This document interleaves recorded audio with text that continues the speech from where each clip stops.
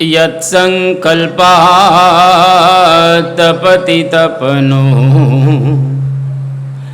વાતિ વાત સમિંધે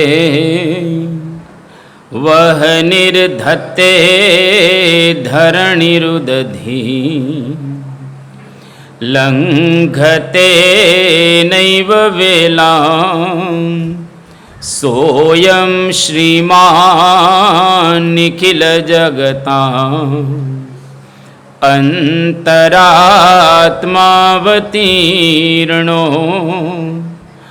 ધર્મં રક્ષન દિશતુ કુશલમ સ્વામિનારાયણો નઃ યદરોમ વિવરેલીના અંડાનાં કોટયઃ પૃથક્ તદક્ષરં ગુણાતીતં નમામ્યહં. ભગવતે શ્રી સ્વામિનારાયણાય નમો નમઃ. શ્રી અક્ષર પુરુષોત્તમાભ્યામ નમો નમઃ. શ્રી ગુણાતીતાનંદ સ્વામી મહારાજાય નમો નમઃ. શ્રી ભગતજી મહારાજાય નમો નમઃ. શ્રી શાસ્ત્રીજી મહારાજાય નમો નમઃ. શ્રી યોગીજી મહારાજાય નમો નમઃ. શ્રી પ્રમુખ સ્વામી મહારાજાય નમો નમઃ. શ્રી મહંત સ્વામી મહારાજાય નમો.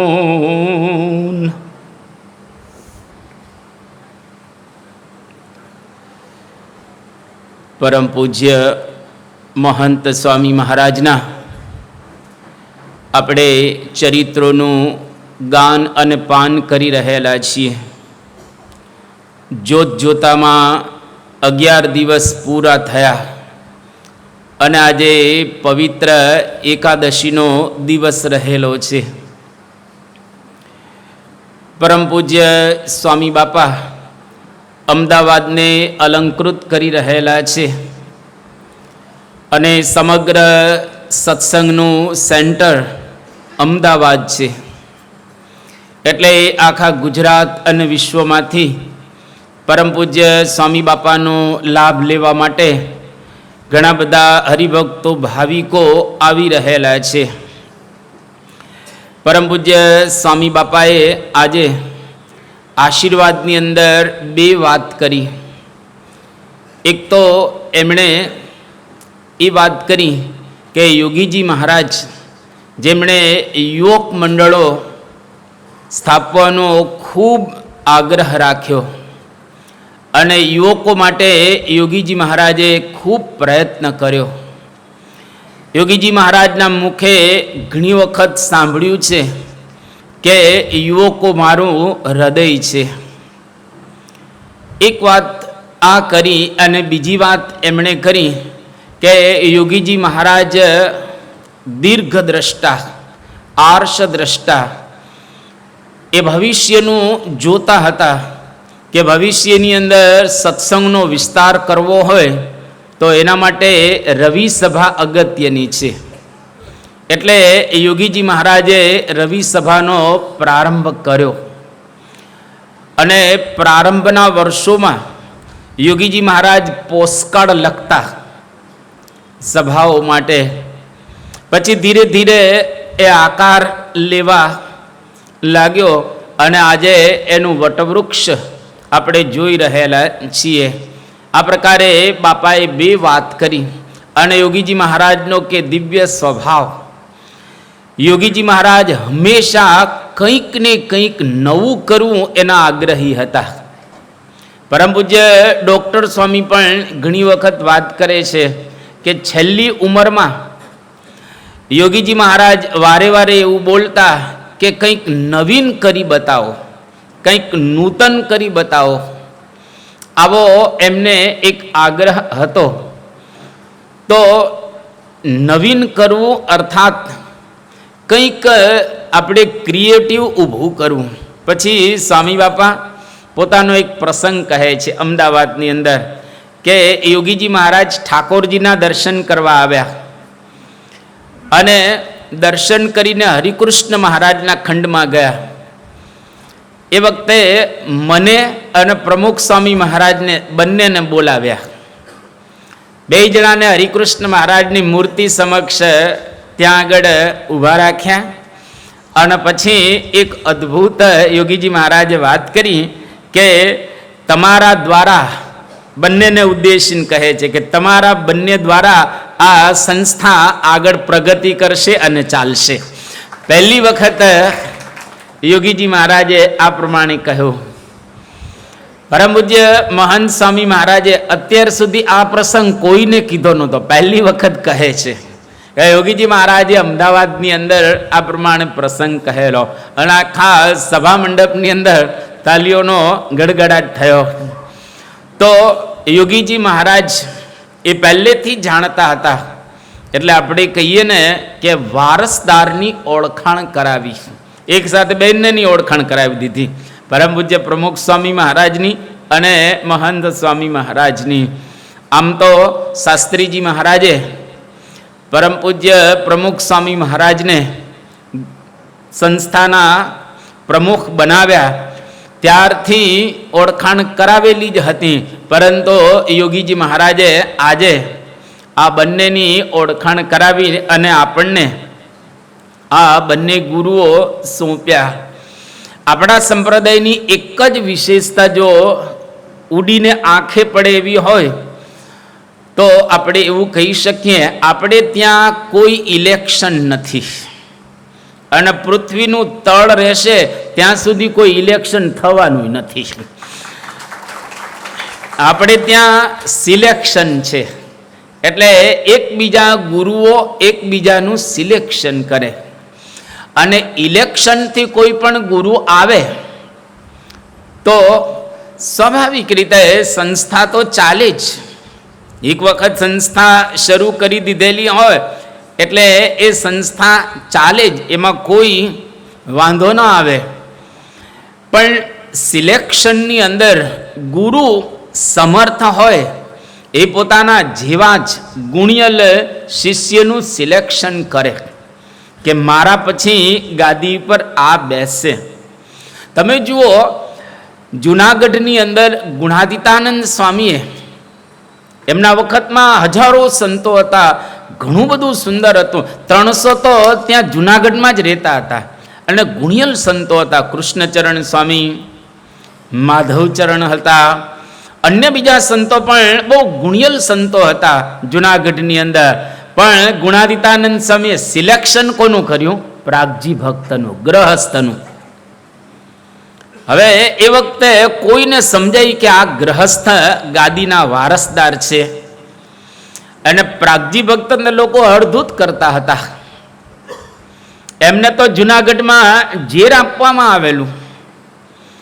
હવે આવી પરિસ્થિતિની અંદર ગુણાતીતાનંદ સ્વામીએ એમનું સિલેક્શન કર્યું.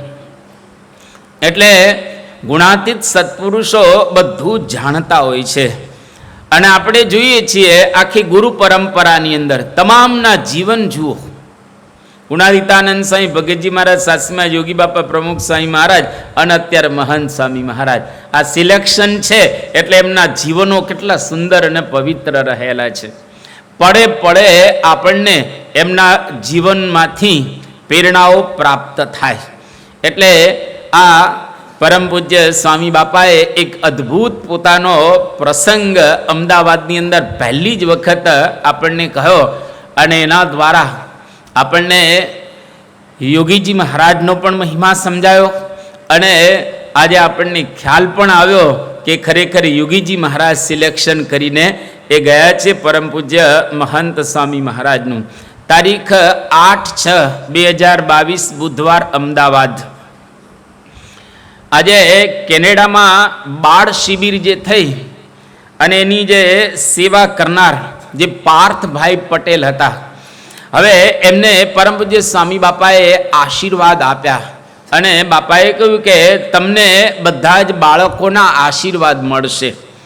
તમે આ બાળ શિબિરનું સુંદર આયોજન કર્યું છે એટલે બધા બાળકોના તમને આશીર્વાદ મળશે. એટલે આજુબાજુ બધા સંતો પણ ઉભેલા અને એ વખતે પાર્થભાઈ એવું કહે છે કે બાપા બાળકોના આશીર્વાદ મળશે. તમારા આશીર્વાદ, બાળકોના તો આશીર્વાદ પ્રાપ્ત થશે જ, પણ આપ મને આશીર્વાદ આપો. સ્વામીએ કહ્યું કે અમારા આશીર્વાદ છે અને બાળકોના પણ તમને આશીર્વાદ મળશે.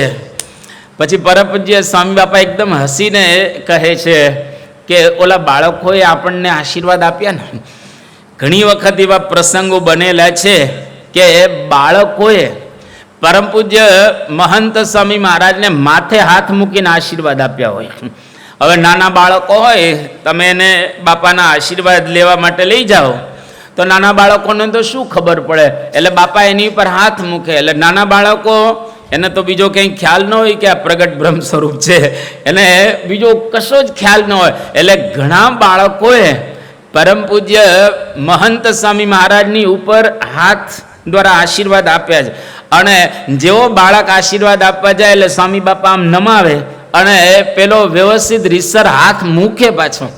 એવા એક નહીં પરંતુ આપણા સંપ્રદાયની અંદર 4 પ્રસંગો બનેલા છે કે બાપાને બધા નાના નાના બાળકોએ એવા આશીર્વાદ આપેલા હોય. એના પ્રસંગો સંતો બધા યાદ કરાવે છે, ખાલી નામ માત્ર કે નહીં. કે સારંગપુરની અંદર એક જીતેન્દ્ર કરીને નાનો બાળક હતો, એના પિતાની સાથે આવેલો, એને પિતાએ તેડ્યો હતો અને બાપાએ એને આશીર્વાદ આપ્યો. પેલા એ બાપાના આશીર્વાદ આપ્યો, સ્વામીએ મસ્તક નમાવ્યું અને પેલા રીસર જેમ બાપા આશીર્વાદ આપે એવી રીતે મહંત સ્વામી મહારાજ ઉપર એમને હાથ મૂક્યો. એવી જ રીતે ન્યુઝીલેન્ડની અંદર એક પરમ નામનો બાળક હતો. એ બાળકે પણ પરમ પૂજ્ય સ્વામી બાપાને આશીર્વાદ આપેલા, એટલે માથે હાથ મૂકેલો હતો. નવસારીની અંદર એક બાળક જેનું નામ મહંત, એટલે મહંત સ્વામી મહારાજને આશીર્વાદ આપે છે. સ્વામી એકદમ ખડખડાટ હસી પડ્યા, કારણ કે નામ પૂછ્યું ને કે નામ શું છે, તો કે મહંત. એટલે સ્વામી કે મહંતે આપણને આશીર્વાદ આપ્યા. એમ કરીને મહંત પણ બાપાના મસ્તક ઉપર હાથ મૂકે છે. અને નેનપુરની અંદર બાપા હતા, ત્યાં એક મિત્રાંશ નામનો બાળક હતો. હવે એ બાળક આમ દૂર હતો થોડો, કારણ કે એ વખતે કોરોના કાળ બધો ચાલતો હતો અને પછી ધીરે ધીરે કોરોના કાળ પૂરો થાય છે અને બાપાને એ આશીર્વાદ આમ આપવા જતો હતો આ છોકરો. પણ એ વખતે એમના પિતાશ્રીએ એમનો હાથ છે એ ખેંચી લીધો, એટલે એ બાપાના મસ્તક સુધી પહોંચી શક્યો નહીં. પણ આવા સત્સંગની અંદર 4-5 બાળકો રહેલા છે કે જેણે પરમ પૂજ્ય મહંત સ્વામી મહારાજના મસ્તક ઉપર હાથ મૂકી અને આશીર્વાદ આપ્યા હોય. એટલે કે નાના બાળકોએ આ પ્રમાણે એવી ચેષ્ટા કરી હોય. અને પરમ પૂજ્ય મહંત સ્વામી મહારાજે બહુ પ્રેમથી આવા બધા બાળકોના જે માથે હાથ મૂકે એ આશીર્વાદ ગ્રહણ કર્યા છે. એના દ્વારા આપણને બતાવી રહ્યા છે કે નિર્માની રહેવું. બાકી કોઈ આ પ્રકારની પરિસ્થિતિ સર્જાય ને એટલે એના બાપને કંઈ કરે ખ્યાલ નથી આવતો, આમ છે તેમ છે એમ બોલવા લાગે. પણ સ્વામી બાપા એટલા નિર્દોષ પુરુષ. જેમ યોગીજી મહારાજને એક પ્રસિદ્ધ પ્રસંગ છે કે મુંબઈની અંદર યોગી બાપા હતા. હવે બન્યું એવું કે નાનો બાળક, પહેલાં બાપાની જે પૂજા થતી, યોગી બાપા પ્રમુખ સ્વામી મહારાજ કદાચ તો જૂના હશે ને ખ્યાલ હશે, બાપાની પૂજા તેમાં ફ્રૂટ ગોઠવવામાં આવતા બધા. અત્યારે જેમ પૂજાની અંદર ફૂલ ગોઠવે છે એમ ફૂલ તો ગોઠવાતા, પણ ફ્રૂટે ગોઠવવામાં આવતા. આમ સફરજન ને નારંગી ને બધા કેળા ને, એમાં જે કેળું યોગી બાપાની પૂજામાં આમ ગોઠવેલા હતું. એક નાનકડો બાળક હવે એટલો ચબરાક હતો કે યોગીજી મહારાજ આમ ધ્યાનમાં બેઠા અને પેલા છોકરાને કેળું ખાવું હતું. એટલે હવે તો આગળ બેઠેલો હોય, હવે છોકરા તો ફટાફટ ચડી જાય ને, એટલે ફટાફટ એ તો સ્ટેજ ઉપર ચડી ગયો અને ચડી અને પેલું જે કેળું હતું ત્યાં યોગીજી મહારાજ પૂજા માટે લઈ લીધું એને, અને ત્યાં ને ત્યાં બાપાની હાજરીમાં યોગી બાપા આમ ધ્યાનમાં હતા, અને પેલો બાળક છે ત્યાં આમ કેળાની છાલ ઉતારી અને ગર્ભ લઈ અને ખાવા માંડ્યો, ને નાનો છોકરો એટલે એને તો ખબર ન પડે, અને તરત ખાવા માંડ્યો, અને ખાય એનોય વાંધો નથી, પણ કેળાની છાલ યોગી બાપાના મસ્તક ઉપર મૂકી એને. અને યોગીજી મહારાજ પૂજા કરતા હતા, આંખ મીચેલી હતી, અને બાળકે અને પાછો કેળાની છાલ યોગી બાપાના મસ્તકમાં ઉપર મૂકી, એટલે યોગીજી મહારાજને લાગ્યું કંઈક છે, એટલે આમ કર્યું તો હાથમાં કેળાની છાલ આવી, અને બાળકને તો શું ખ્યાલ આવે, એટલે એકદમ હસવા માંડ્યો બાળક, હસતો હતો. એટલે એના પપ્પા એના ફાધરને તો આમ પેલું લાગી આવે ને, કારણ કે યોગી બાપાના મસ્તક ઉપર કેળાની છાલ મૂકી એટલે, અને તરત દોડતા દોડતા એને લેવા આવ્યા બાળકને. ત્યાં સુધીમાં આ બધું પ્રસંગ પતી ગયો હતો, અને એ વખતે યોગીજી મહારાજની પાસેથી જ્યાં બાળકને લઈ જાય છે, યોગીજી મહારાજ એને નજીક બોલાવે છે, બાળક અહીંયા આવો, અહીંયા આવો. અને યોગીજી મહારાજ હંમેશા બાળકોને જોતા ત્યારે એવું બોલતા, આવો બાળા રાજા, એને રાજા કહીને બોલાવતા. અને પેલો બાળક નજીક આવ્યો ત્યારે યોગીજી મહારાજ એ બાળકને ઉદ્દેશીને કહે છે કે બાળા રાજા, આશીર્વાદ આપો અમને કે તમારા જેવી નિર્દોષતા અમારામાં પણ આવે. જો બાળક ભગવાનનું સ્વરૂપ કહેવાય, નિર્દોષ કહેવાય, તો તમારા જેવી નિર્દોષતા યોગીજી મહારાજમાં તો નરી નિર્દોષતા હતી. અને એક વખત કોઈક એમના યુગમાં આવી જાય તો એ આખી જિંદગી કોઈ દિવસ એમને ભૂલી શકતા ન હતા. કેટલાય પ્રસંગો આપણે બધા પ્રસંગોની યાદ નથી કરતા. દુલા ભયા કાગ કોઈ દિવસ કોઈને નમતા નહોતા. એની મોટી ઉંમર થઈ ગયેલી, એને કંઠી બાંધેલી નહોતી, એટલે એને નુગરા કહેવાય. તો ગુરુ વગરના.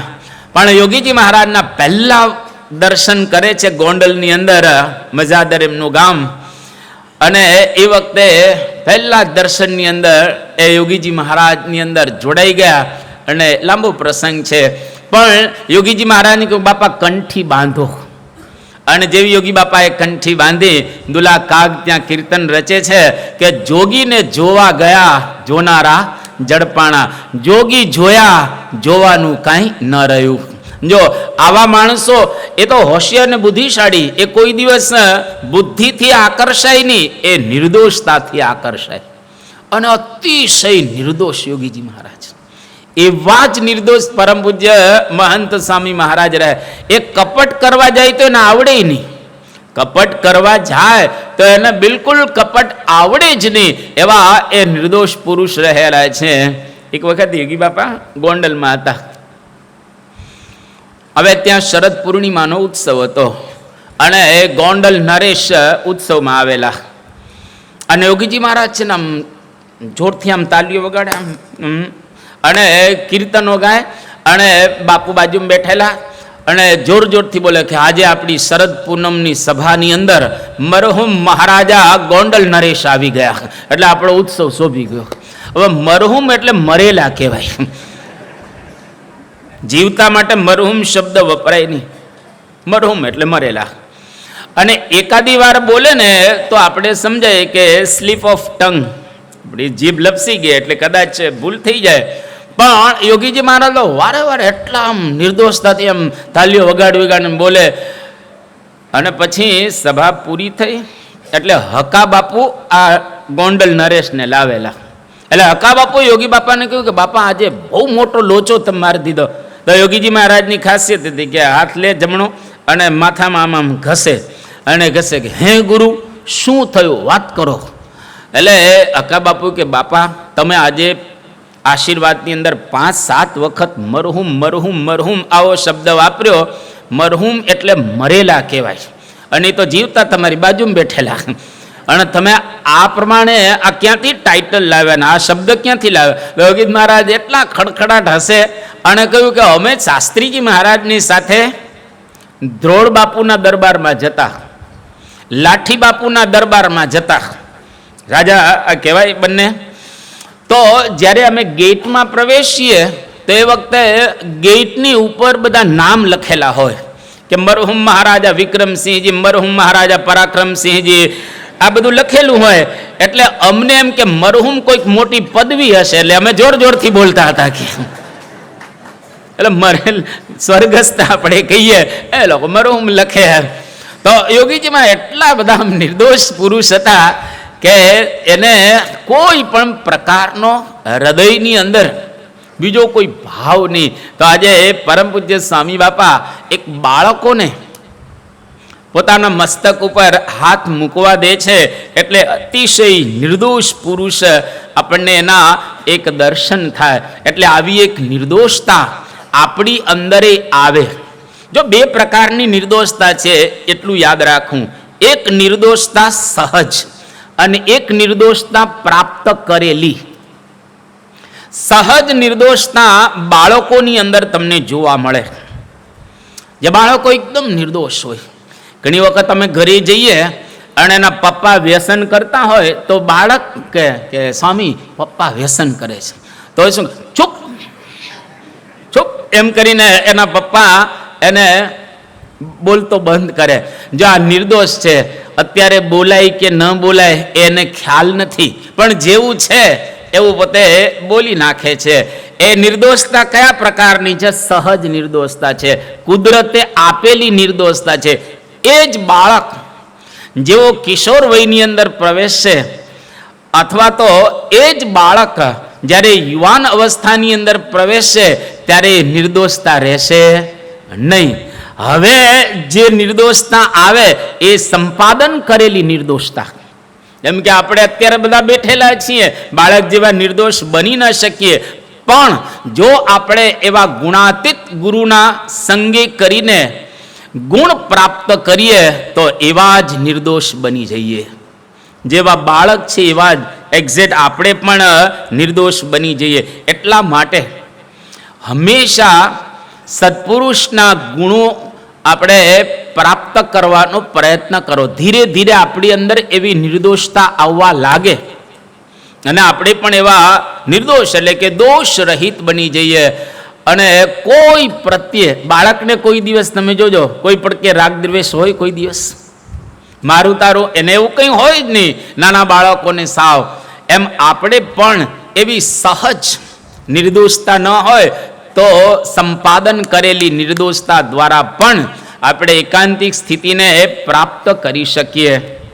અહીંયા આગળ એક વખત એવું બન્યું જ્યાં સત્પુરુષોમાં આપણને જોવા મળે.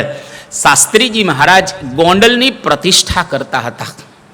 એમના જીવન ચરિત્રની અંદર એક પ્રસંગ છે કે ગોંડલની અંદર ધામધૂમપૂર્વક આ પ્રતિષ્ઠા થતી હતી અને રાજનું બેન્ડ આવેલું અને શાસ્ત્રીજી મહારાજ બગીમાં બેઠેલા હતા અને ગોંડલ ગામમાં ત્યાં બગી એમ પસાર થતી હતી. એ વખતે શાસ્ત્રીજી મહારાજ ગોંડલની અંદર જૂનું મંદિર છે. હવે જૂના મંદિરે શાસ્ત્રીજી મહારાજ દર્શન કરવા માટે ગયા બગીમાંથી ઉતરીને. અને જેવા બગીમાંથી ગયા તો ત્યાં જે સંતો હશે કંઈક કામમાં આજુબાજુ ગયા હશે. એમાં નાના નાના 8-9 વર્ષના સંતો હતા એ મંદિરમાં. નાના સંતો સાવ 8-9 વર્ષના એમ. હવે શાસ્ત્રીજી મહારાજ આવી એક મોટી હસ્તી, બાર એની વાહવા થાય છે, જય બોલાય છે. તો શાસ્ત્રીજી મહારાજ 8-9 વર્ષના છોકરાને ત્યાં મંદિરમાં દંડવત કરે છે ગોંડલની અંદર જૂના મંદિરે. અને શાસ્ત્રીજી મહારાજ બધા છોકરાઓને ત્યાં આગળ કહે છે કે આજે પ્રતિષ્ઠાનો દિવસ રહેલો છે. અને શાસ્ત્રીજી બહુ ભાવથી બધા છોકરાના એ દર્શન કર્યા. તો જો આ સત્પુરુષોમાં આપણને કેટલી એક નિર્માનિતા, નિર્દોષતા, એના જીવનની અંદર કેવા ગુણો રહેલા છે એનો આપણને એ સહજ પરિચય થાય. એટલા માટે નિષ્કુળાનંદ સ્વામી એક બહુ સુંદર વાત કરી કે આવા સત્પુરુષના સંગે કરીને નિર્દોષ આપણે બનીએ અને નાના મોટા માન આતે હોય એનો ત્યાગ કરીએ. સરસ કડવાની અંદર નિષ્કુળાનંદ સ્વામી કહે છે કે મન ગમતું મૂકવું મોટાને પાસજી, વર્તવું વશ થઈ દાસના દાસજી, તો તન મન નાવે કેદી ત્રાસજી, જો રહે એવો અખંડ અભ્યાસજી, અભ્યાસ એવો રાખવો, મોટા આગળ મેલવું માન, જોઈ લ્યો સહુ જીવમાં, એમાં જાણો નહીં કાંઈ જ્ઞાન. કે અભ્યાસ એવો રાખો કે મોટા પાસે મેળવું માન. બાપા આટલા બધા મોટા છે તો એક નાના બાળકને પણ હાથ મૂકવા દે છે, એટલે કે નિર્માની કેટલા. એમ આપણે પણ આપણા જીવનની અંદર આ ગુણ સંપાદન કરવો. કોઈ પણ પ્રકારનો સત્સંગની અંદર અટંટ ભાવ ન રાખવો. બસ દાસના દાસ થઈ જે રહે સત્સંગમાં, ભક્તિ તેની ભલી માનીશ, રાચીશ તેના રંગમાં. આ નિષ્કુળાનંદ સ્વામીએ કહ્યું. આજે બાપા તારીખ 10/6/2022 શુક્રવાર અમદાવાદની અંદર વિરાજમાન છે. હવે અહીંયા આગળ પૂજ્ય વેદજ્ઞ સ્વામીએ પોતાની વાત કરી બાપાને કે બાપા આપની દયાથી અને આપની કૃપાથી એક સુંદર પ્રસંગ બન્યો. બાપાએ કહ્યું કે વાત કરો. એમ કરીને વેદજ્ઞ સ્વામી જે બોચાસણના કોઠારી છે એમણે વાત કરી કે બાપા મને પ્રોસ્ટેટની તકલીફ હતી અને ડૉક્ટર મહેશભાઈ જે નડિયાદની અંદર એના દ્વારા મારે ઓપરેશન કરાવવાનું હતું, એટલે હું આપના આશીર્વાદ લેવા માટે આવ્યો અને આપે મને એવા આશીર્વાદ આપ્યા કે ઓપરેશનની અંદર અમે હાજર રહેશું. એવા આશીર્વાદ આપ્યા કે જાઓ સારું ઓપરેશન થઈ જશે અને ઓપરેશન વખતે અમે ત્યાં આગળ હાજર રહેશું. એટલે પછી તો હું ઓપરેશન કરવા માટે નડિયાદ ગયો અને ડૉક્ટર મહેશભાઈ જે મારું ઓપરેશન કરતા હતા અને એને પહેલી વખત એવો અનુભવ થયો કે હું ઓપરેશન કરતો હોય અને મારી બાજુમાં કોઈક મને માર્ગદર્શન આપતું હોય અને એ પ્રમાણે આજે હું ઓપરેશન કરી રહેલો છું. બાકી ઓપરેશન કરવાનું એટલે થોડુંક ટેન્શન તો હોય જ ડૉક્ટરને, કારણ કે દર્દીનો આવો મામલો હોય એટલે સેજ થોડુંક તો એને ટેન્શન હોય. પણ ડૉક્ટર મહેશભાઈ કહું આજે મને બિલકુલ ટેન્શન જ ન રહ્યું અને મને પરમ પૂજ્ય મહંત સ્વામી મહારાજ કંઈક માર્ગદર્શન આપતા હોય અને એ પ્રમાણે હું આ ઓપરેશન કરતો એવો મને પહેલી વખત અનુભવ થયો. બાપા બોલ્યા કે ઓપરેશન વખતે અમે હાજર રહેશું, એનો અનુભવ ડૉક્ટર મહેશભાઈને થયો. પછી વેદજ્ઞ સ્વામી એવી વાત કરી કે ઓપરેશન તો થઈ ગયું.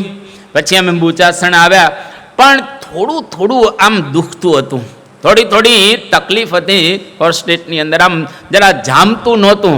પણ ગઈકાલે આપે મને આશીર્વાદ આપ્યા, માથે હાથ મૂક્યો તો આજે એવો અનુભવ થાય છે કે એ પણ બંધ થઈ ગયું, બધું દુખાવો પણ જતો રહ્યો અને અત્યારે કોઈ તકલીફ રહેલી નથી. જો સહજમાં આશીર્વાદ મોટા પુરુષ આપી દે તો એની અંદર કેવું જબરજસ્ત કામ થાય છે.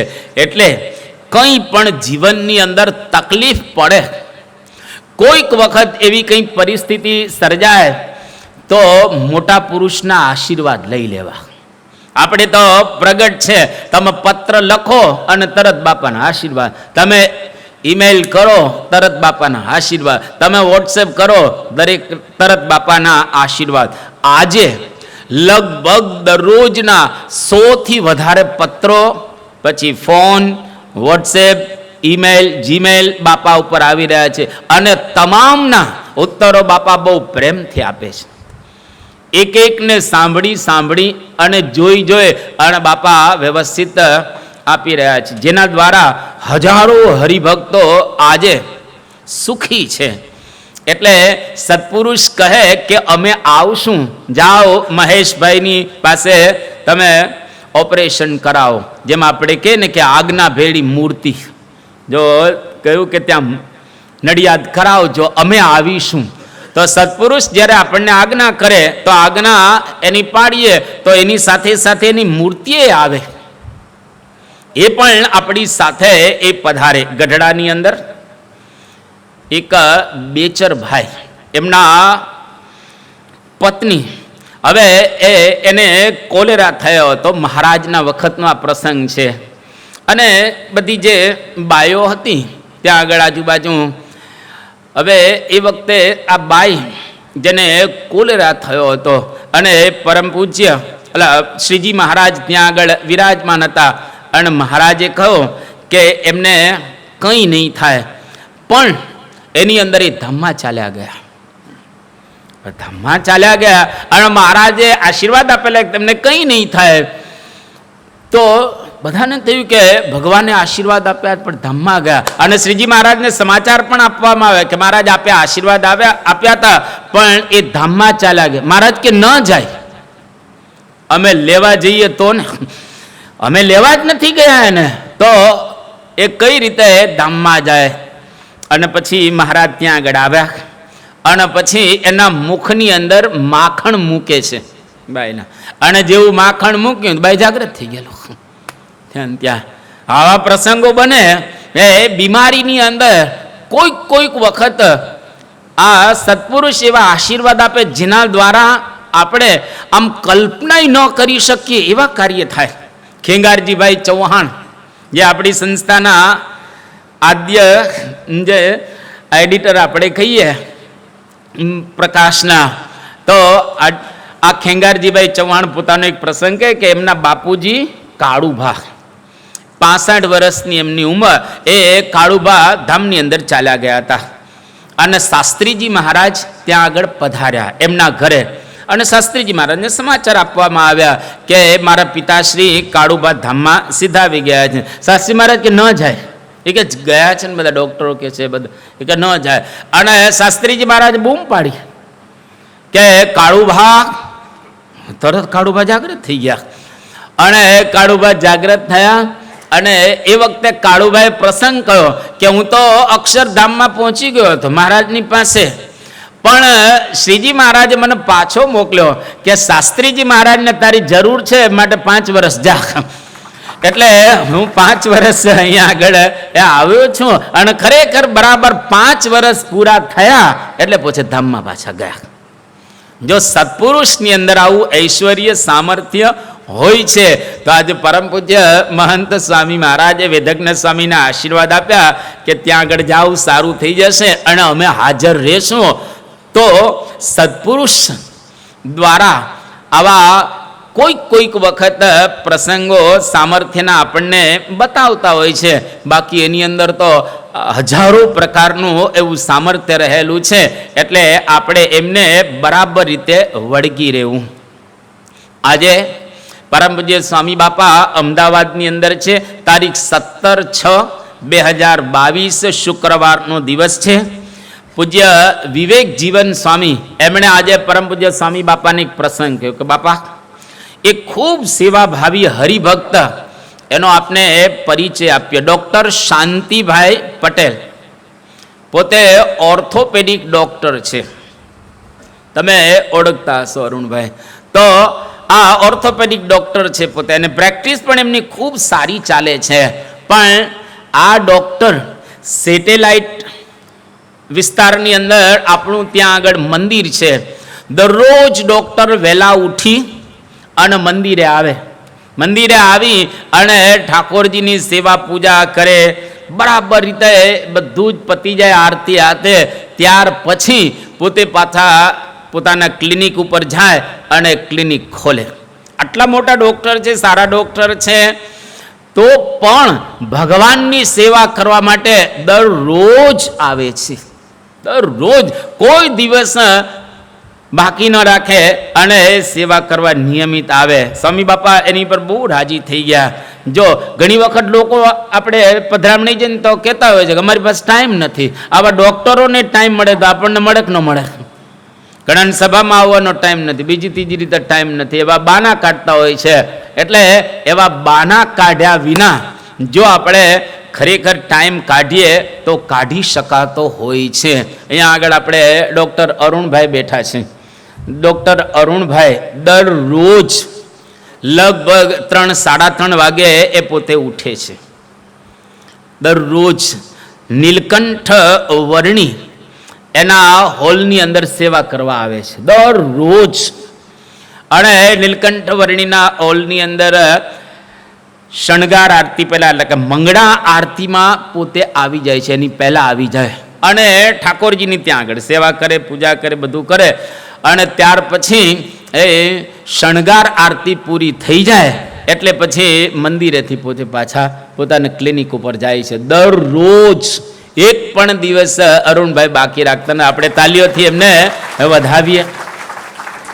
જો ડૉક્ટર છે, પ્રેક્ટિસ કરી રહ્યા છે, પણ સમય કાઢે છે તો સેવાય ભગવાનની થાય છે અને દવાખાનું ચાલે છે, એમાં કોઈ તકલીફ પડતી નથી અને પોતાનો વ્યવહાર પણ સરસ રીતે ચાલી રહેલા છે.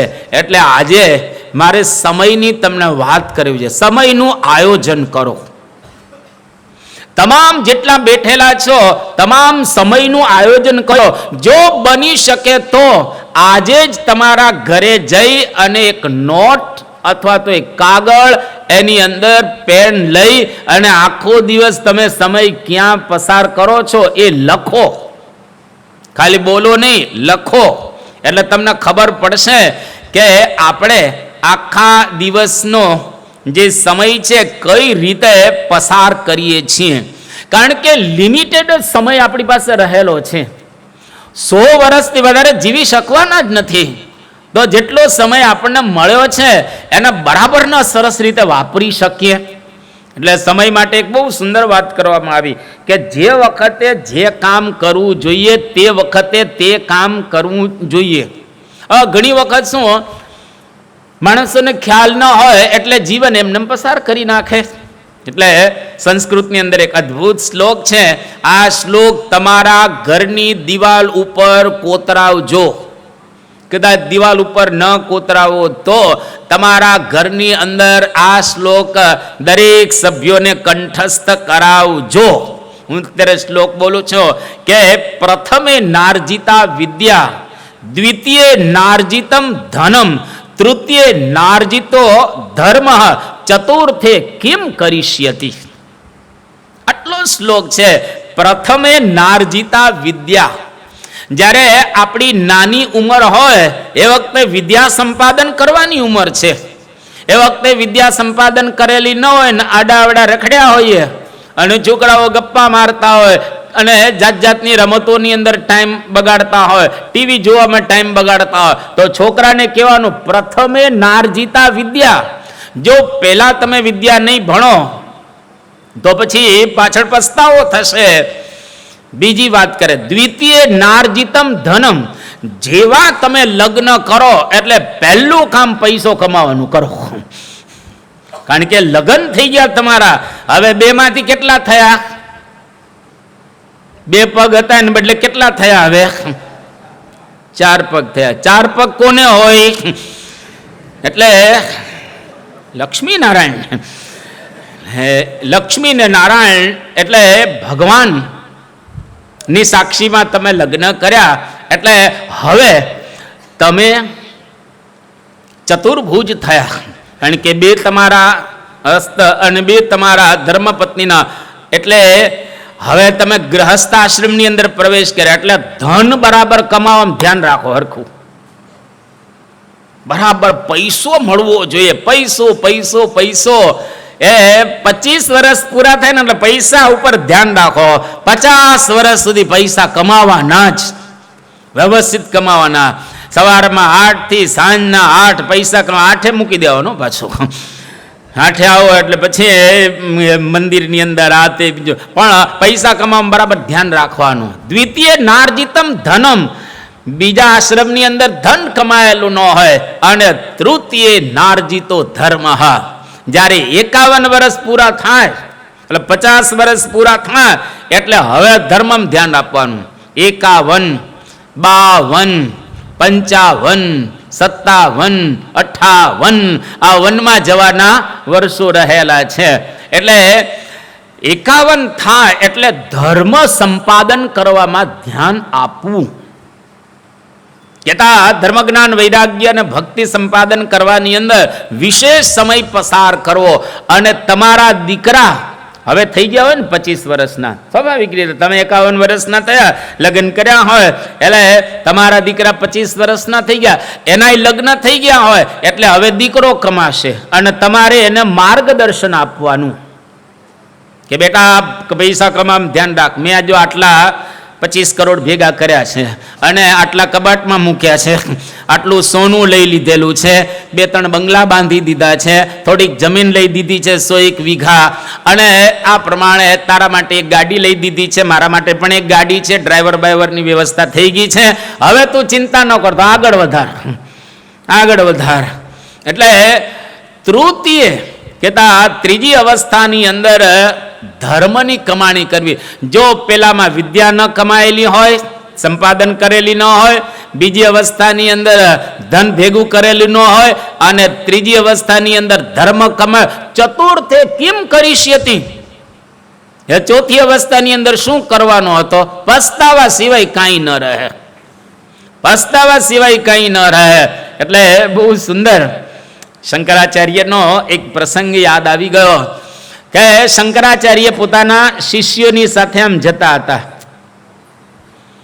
અને એક ભાઈ રસ્તાની બાજુમાં આમ વાંચતા હતા. એટલે શંકરાચાર્ય કહ્યું કે આ શું કરો છો? તો કે વાંચું છું. કે કેમ આ ઉંમરે? કંઠસ્થ કરું છું. પણ કે 80 વર્ષે કંઠસ્થ કરવાનું? એ તો નાના હોય ત્યારે કંઠસ્થ કરવાનું. એ કે નાનો હતો એ વખતે મને ખ્યાલ નહોતો અને ખેલકૂદમાં સમય પસાર કરી નાખ્યો. બાલાપન મેં ખેલા ખાયા, આઈ જવાની મસ્ત રહા, બૂઢાપા મેં રોગ સતાયા, આખિર ફિર પસ્તાએગા. એટલે પાછલી અવસ્થાની અંદર પસ્તાવો ન થવો જોઈએ, આનંદ થવો જોઈએ. પસ્તાવો જીવનમાં રહેવો જ ન જોઈએ બિલકુલ. તમે હવે મોટા થઈ ગયા હોય તો હવે તો ગયું બધું, પણ દીકરા દીકરીઓને તો જ્ઞાન આપી શકાય ને. એટલે શંકરાચાર્ય ડોસાને ઉપદેશ કે હવે મૂકો આ બધું, હવે કાંઈ ન થાય, હવે કંઠસ્થ મંથસ્થ કરવાનું છોડી દો. અને શંકરાચાર્ય એને ઉદ્દેશી અને 31 શ્લોક કહે છે કે સંપ્રાપ્તે સન નિહિતે કાલે નહીં નહીં રક્ષતી ડુકરુઈ કરણે, ભજ ગોવિંદમ ભજ ગોવિંદમ ગોવિંદમ ભજ મૂઢ મતે. કે હવે ભગવાનની આરાધના કરો, બસ બીજું કંઈ ન થાય હવે. એટલે દીકરા અને દીકરીઓને 4 જે આશ્રમ રહેલા છે એનો બરાબર મહિમા સમજાવો. આજે પરમ પૂજ્ય સ્વામી બાપા જે આપણને સમયનું આયોજન કરતા શીખવાડે છે કે અમુક સમયે અમુક જ કરવું જોઈએ. અને સમયને માટે બહુ સુંદર એક વાત કરવામાં આવી છે કે ટાઈમ ઇઝ મની, પણ એનાથી ને આગળ time is more than money. પૈસા કદાચ તમે ગુમાવશો ને તો પાછા મળશે, સમય ગુમાવશો તો પાછો કોઈ દિવસ મળવાનો નથી. ગયો એટલે ગયો. યુઝ ઇટ વા લૂઝ ઇટ. સમય માટે એવું કહ્યું છે, કાં તમે વાપરો યુઝ ઇટ વા લૂઝ ઇટ, કાં તમે ગુમાવો. હવે કોઈ દિવસ બાળપણ આવવાનું છે પાછું, યુવાન અવસ્થા આવવાની છે, ગયો સમય. એટલે બરાબર સમયનું વ્યવસ્થિત આયોજન. અ busy main can always find time, but a lazy main can never find time. જે માણસ બિઝી છે, કંઈક કાર્યાન્વિત છે, એ સમય શોધી શકશે, પરંતુ જે આળસુ છે એ સમય કોઈ દિવસ શોધી શકવાનો નથી, એને ટાઈમ મળવાનો નથી. એટલે જેટલા અમે ઘરે જઈએ ને કે સમય નથી, એટલે સભામાં આવવાનો, તને બેહવાનો સમય છે, ધંધા ઉપર જવાનો સમય છે, તને બીજા કેટલાય કામ કરવાનો સમય છે, અને કલાક સમય આ સભા માટેનો તને નથી. 168 કલાક અઠવાડિયાના હોય છે, એમાં 1.5 કલાકની જ આપણી કથા હોય છે દર અઠવાડિયે. 2 કલાક તો ભગવાન માટે કાઢો, ઉપરના 8 ભગવાનની માટે કાઢો. 160 કલાક તમે વાપરો, પણ ઉપરના 8 કલાક કદાચ ન કાઢી શકો તો 1-2 કલાક તો આપણે ભગવાન માટે કાઢીએ. સવારથી સાંજ સુધી સમયનું વ્યવસ્થિત આયોજન કરો.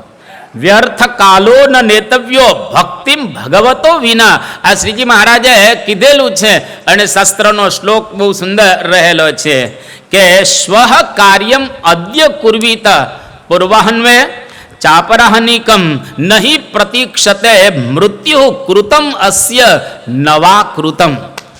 કે ગઈકાલનું કામ હોય એ આજે કરો, આવતીકાલે જે કરવાનું આજે જ કરી નાખો ફટાફટ. પણ આપણું કેવું છે, આજ કલે સો કાલ કરે, કાલ કરે સો પરસો. ઇતની જલ્દી ક્યાં હૈ જબ જીના હૈ બરસો. વર્ષો સુધી જીવવાનું છે, ક્યાં આપણે વાંધો છે. પણ કાલ કરે સો આજ કરે અને આજ કરે સો અબ. પલ મેં પ્રલય હોએગી બહુરી કરેગા કબ. તમે જો પરમ પૂજ્ય સ્વામી બાપા કેટલા વ્યવસ્થિત સમયની અંદર પંક્ચ્યુઅલ છે, એક પણ ક્ષણ બગડવા નથી દેતા. પ્રમુખ સ્વામી મહારાજને જોયા છે આપણે, રેલવે સ્ટેશન ઉપર રેલગાડી આવવાની વાર હોય 5 મિનિટની તો ધર્મચરણ સ્વામીને કે લાવો પત્ર આપણે 5 મિનિટ લખી દઈએ. 5 મિનિટમાં શું પત્ર લખાય રેલવે સ્ટેશન ઉપર, પણ બાપાએ લખ્યા છે. અરે ચાલતા ચાલતા વોકિંગ કરતા કરતા બાપાએ પત્રોના જવાબ આપ્યા છે. દાંતણ કરતા કરતા ડોક્ટર સ્વામીના જૂના ફોટા તમે જોજો. ડોક્ટર સ્વામી વખતે બાપાના પત્રની સેવામાં હતા તો બાજુમાં ડોક્ટર સ્વામી બેઠા ને વાંચતા હોય, બાપા દાંતણ કરતા હોય, ત્યાં બાથરૂમમાં સાંભળે અને પછી જવાબ બાપા આપતા. તો આજે ઘણા મોટા મોટા માણસો, આજે રતન ટાટા જેવા હોય, કેવા જે મોટી તમે હસ્તીઓ જુઓ, એ લોકો સમયનું કેટલું જબરજસ્ત આયોજન કરે છે. ગાંધીજી જેવા, ગાંધીજી દાંતણ કરતા કરતા ગીતા ગોખી નાખી લો. તો ગાંધીજી દાંતણ કરતા ગીતા ગોખે તો આપણે દાંતણ કરતા કરતા સત્સંગ દીક્ષા નો ગોખાય. ભલે તમારી મોટી ઉંમર થઈ ગઈ, ન ગોખો કે થોડુંક તો આપણે યાદ રાખી શકાય ને, 2, 5, 10 શ્લોક તો યાદ રાખી શકાય ને, આટલું તો કરી શકાય, એમાં કોઈ વાંધો ન. અને કદાચ તમે ન કરો તો તમારા દીકરા દીકરીઓને તો કરી શકાય એવું જ છે, જો સમયનું આપણે આયોજન કરીએ તો.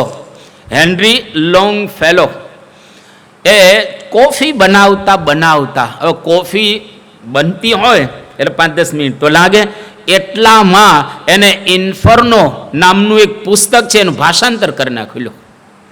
10 મિનિટ કોફી મૂકીને ભાષાંતર કરે અંગ્રેજીમાં. તો આપણે સમય જો કાઢીએ તો ખરેખર નીકળી શકે એવો છે. માટે સમયનું બરાબર આયોજન કરવું. પરમ પૂજ્ય સ્વામી બાપાએ આ એક જીવન મંત્ર આપણને શીખવાડ્યો અને પોતે પણ સમય ક્યાંય વેડફતા એ નથી. આજે બાપા 26/6/2022 રવિવાર અમદાવાદની અંદર વિરાજમાન છે.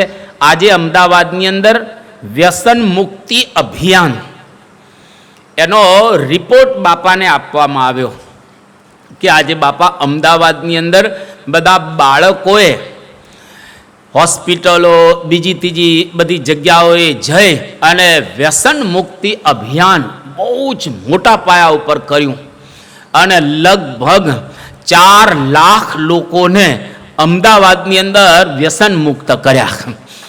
અને બાપા આટલા બધા પ્રસન્ન થઈ ગયા કે ન પૂછો વાત. અને ઘણા બધા બાળકોને તકલીફ પણ પડેલી છે. ઘણા બધા બાળકોને લોકોએ ડામ દીધા છે. ઘણા વ્યસન કરતા હોય, બીડી પીતા બાળક કે ન પીવી જોઈએ તો એ બીડી જ બાળકની ઉપર આમ મૂકે, બાળકની ચામડી પણ બળી ગયેલી હોય, છતાં પણ બાળકો આ સેવામાંથી પાછા પડ્યા નથી. બધા જુદા જુદા પ્રસંગો આજે બાપાને કહેવામાં આવ્યા. બાપાએ 2 વાત એ સંદર્ભની અંદર કરી.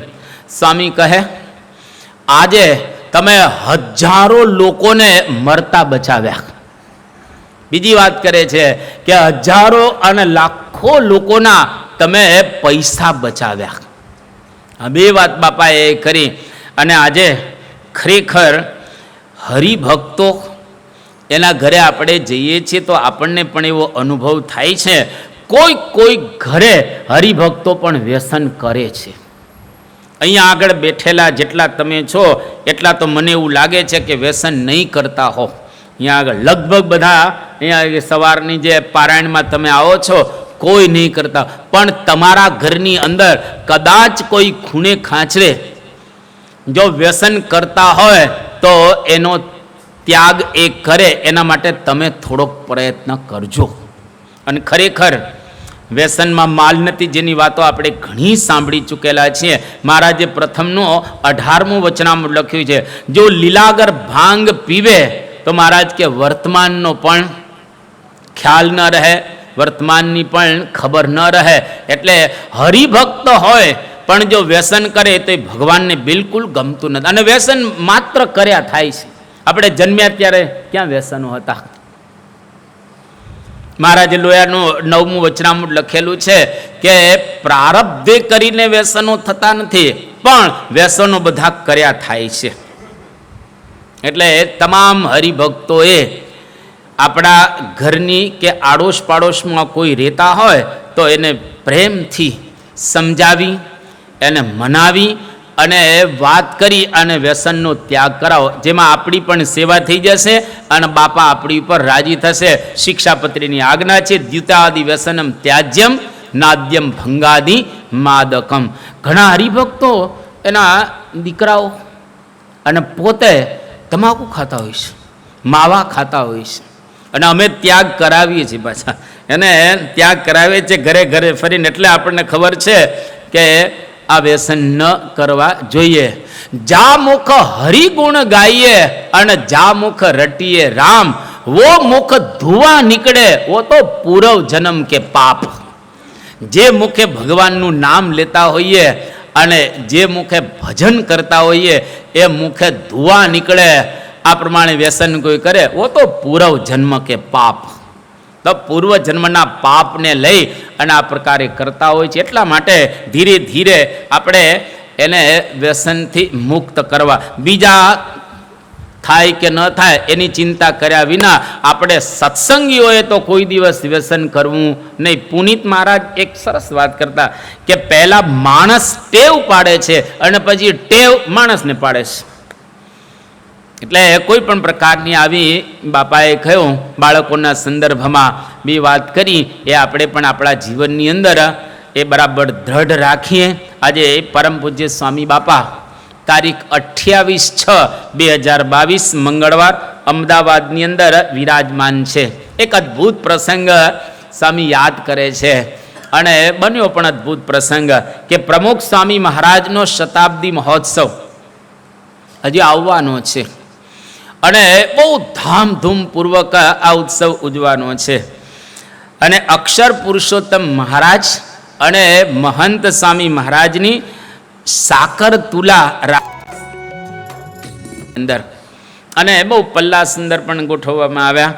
અને બાપાને કહ્યું કે બાપા આજે અક્ષર પુરુષોત્તમ મહારાજની સાથે આપની સાકર તુલા કરો. સ્વામી એકદમ આમ જરા પેલા થઈ ગયા, પણ છતાંય બાપાએ ભક્તિભાવથી હા પાડી. બધા હરિભક્તોનો સંતોનો ભાવ હતો એટલે બાપાએ હા પાડી. અને પરમ પૂજ્ય સ્વામી બાપા હવે સભાની અંદર આવ્યા અને સભામાં જેવા આવ્યા એટલે ત્યાં આગળ પોતાના આસન ઉપર વિરાજમાન થયા અને સુંદર બે આમ પલ્લા હતા. જમણી બાજુ બાપાનું આસન જ્યાં બેસવાના હતા બાપા પલ્લામાં, અને બાપાને કહેવાય બાપા હવે આપ પલ્લાની અંદર વિરાજ. એકદમ નમ્ર ભાવે ધીરે ધીરે બાપા ત્યાં પલ્લાની અંદર બેઠા અને જેવા બેઠા એ વખતે ઠાકોરજીનું પૂજન થયું, બાપાનું પણ પૂજન થયું, અર્ચા પ્રચા થઈ. ઈશ્વર ચરણ સ્વામીએ આ પ્રકારે પૂજન કર્યું. આખું એક વાતાવરણ સુંદર હતું અને આવા માહોલની અંદર બધા હરિભક્તોને પણ ઉમંગ હતો. એ નિમિત્તે બધા સેવા કરતા હતા. જેવો ઉત્સવ પૂરો થઈ ગયો એટલે બાપા પોતાના ઉતારે જતા હતા. હવે ઉતારે જેવા ગયા પછી ત્યાં આગળ પૂજ્ય બ્રહ્મવિહારી સ્વામી ઊભેલા હતા અને બાપા હવે પોતાના રૂમની અંદર પ્રવેશ કરે છે. જેવા પ્રવેશ કરવા ગયા અને બ્રહ્મવિહારી સ્વામીને જોયા એટલે સ્વામી તરત જ એની સામે જોઈ અને બોલે છે કે ભારે ફસાઈ ગયા આજે ભારે ફસાઈ ગયા, પલ્લાની અંદર બેસવું પડ્યું. જો એ પલ્લામાં બેસવાનું એને થાય છે તો એને એવું લાગે છે કે ફસાઈ ગયા, બાકી બીજાને તો કેટલી મજા આવે. પલ્લાની અંદર બેસવાનું હોય તો કેટલો એને આનંદ ઉત્સાહ ને ઉમંગ હોય કે આજે મારી વાહ વાહ થવાની છે અને લોકો આજે મને નવાજવાના છે, પણ હંમેશા એ સન્માનથી પોતે દૂર. અને પછી બાપા અંદર ગયા અને પછી સ્વામીને વાત કરવામાં આવી. સ્વામી કે આવી ફસ્યા ભાઈ, આવી ફસ્યા, હવે નાય પડાય નહીં અને શું કરવું. એટલે સ્વામી કે આવી ફસ્યા જેવું આજે થયું, અમારે પલ્લાની અંદર બેસવું પડ્યું. જો સન્માનથી કેટલા દૂર રહે છે, જેનો કોઈ પણ પ્રકારના સન્માન ગમતા નથી, હંમેશા માનથી પોતે દૂર રહેનારા પરમ પૂજ્ય સ્વામી બાપા છે. એટલે જેમ પ્રભુલાલ દ્વિવેદી એમણે બહુ સરસ લખ્યું છે આ શેર કે હૃદયના શુદ્ધ પ્રેમીને નિગમના જ્ઞાન ઓછા છે. હૃદયના શુદ્ધ પ્રેમીને નિગમના જ્ઞાન ઓછા છે. ન પરવા માનની તો એ બધા સન્માન ઓછા છે. જેનો કોઈ દિવસ માનની પરવા ન હોય એના ગમે તેટલા તમે સન્માન કરો, એ સન્માન બધા ઓછા રહેલા છે. એટલે પરમ પૂજ્ય મહંત સ્વામી મહારાજની હીરક તુલા કરીએ કે પછી એનાથી કોઈ મોંઘી વસ્તુ હોય એનાથી એને તોલીએ તો પણ એના માટે ઓછું રહેલું છે. કારણ કે એ તો ભગવાનનું સ્વરૂપ છે અને ભગવાન કોઈ દિવસ તોલાતા હોતા નથી. માનથી હંમેશા આવા સત્પુરુષો એ દૂર રહે છે. કઈ રીતે આ મોટા પુરુષ તોલાતા હોય છે એની વાતો આપણે આવતીકાલે કરીશું. પણ તમે જુઓ એના જીવનની અંદર કેવો ત્યાગ છે અને એ કેવા નિર્માની રહેલા છે. આવા પ્રસંગ ઉપરથી આપણને ખ્યાલ આવે. ત્યાગે સો આગે અને માગે સો ભાગે. એ ત્યાગ રાખે છે એટલે બધા એની તુલા કરે છે, માગે તો એનાથી ભાગતા હોય છે. તો આ પ્રમાણે પરમ પૂજ્ય સ્વામી બાપાએ એમના જીવન દ્વારા આપણને ઘણી ઘણી પ્રેરણાઓ આપેલી છે અને પ્રેરણાઓ આપી રહેલા છે. તો અહીંયા આગળ આજની પારાયણને આપણે પૂર્ણ કરીએ છીએ. 2 મિનિટ ધૂન બોલાશે અને ત્યાર પછી આજે મોહનભાઈ યોગા એમના જે ધર્મપત્ની ધામમાં સિધાવી ગયેલા છે એના નિમિત્તે પણ આપણે અહીંયા આગળ એ ધૂનની અંદર જોડાશું. સ્વામી નારાયણ નારાયણ નારાયણ, સ્વામી નારાયણ નારાયણ નારાયણ, સ્વામી નારાયણ નારાયણ નારાયણ, સ્વામી નારાયણ નારાયણ નારાયણ, સ્વામી નારાયણ સ્વામી નારાયણ, સ્વામી નારાયણ સ્વામી નારાયણ, સ્વામી નારાયણ નારાયણ નારાયણ, સ્વામી નારાયણ નારાયણ નારાયણ, સ્વામી નારાયણ નારાયણ નારાયણ, સ્વામી નારાયણ નારાયણ નારાયણ. શ્રી સ્વામિનારાયણ ભગવાનની છે. આપણે સૌ સભાની અંદર 2 મિનિટ માટે સ્થાન જાળવી રાખી.